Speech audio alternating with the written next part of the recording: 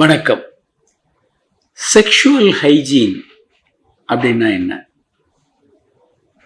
பாலியல் அது சுத்தமாக வைத்திருப்பது பாலியல் உறுப்புக்களை அப்படின்றது என்ன அப்படின்னா, நீங்கள் தினமும் குளிக்கும் போது உறுப்புகள் ஆணுறுப்பாக இருந்ததுன்னா ஆணுறுப்பு தோலெல்லாம் பின்னால் தள்ளிட்டு உள்ளே வந்து ஸ்மெக்மா என்ற ஒரு திரவம் சுரக்கும். டெய்லி அதை க்ளீன் பண்ணணும் சுத்தமான தண்ணியில். பெண்ணுறுப்பையும் அதே மாதிரி டெய்லி சாதாரணமாக குளிக்கும்போது க்ளீன் பண்ணால் போதும். ஸ்பெஷலாக அதற்கான வாஷ் பண்ணுறது, இந்த டெட்டால் போன்ற திரவங்களை பயன்படுத்துறது, அது மாதிரி ஸ்பெஷலாக பண்ணக்கூடாது.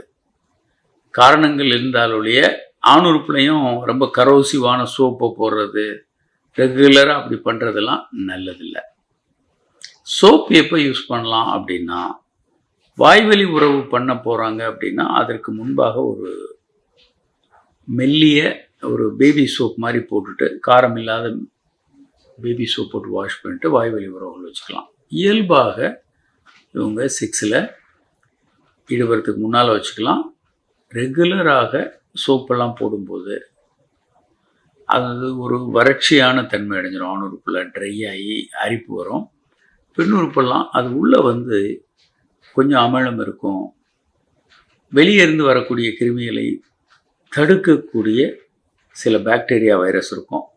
அதெல்லாம் அவசியமாக அப்படி இருக்கணும். நீங்கள் அதெல்லாம் அழிச்சிட்டிங்க அப்படின்னா தேவையற்ற கிருமிகள் உள்ளே போயிடும். அதே மாதிரி பெண்கள் வந்து ஆண்களும் பெண்களுமே நைலான் போன்ற உள்ளாடைகளை தவிர்க்கணும். வேர்வையை உறிஞ்சக்கூடிய காட்டன், மெல்லிய காட்டன் ஆடைகள் அணியணும். பெண்கள் வந்து வாஷ் பண்ணும்போது மேலேருந்து கீழ் நோக்கி வாஷ் பண்ணணும். பெண்ணுறுப்புலேருந்து ஆசனவாய் வழியே அந்த பக்கமாக வாஷ் பண்ணணும். ரிவர்ஸாக பண்ணக்கூடாது. ஏன்னா ஆசனவாய் பக்கத்தில் இருக்க கிருமிகள் பெண்ணுறுப்புக்கு வந்துடும். அங்கே ஈகோலை இன்ஃபெக்ஷன் வர்றதுக்கான வாய்ப்புகள் அதிகம். அதனால் உறுப்புகளை சுத்தமாக வச்சுக்கிறது கண்டிப்பாக அவசியம். ஆனால் அதற்காக கெமிக்கல்ஸ் எதையும் ரொம்ப பயன்படுத்தாதீங்க.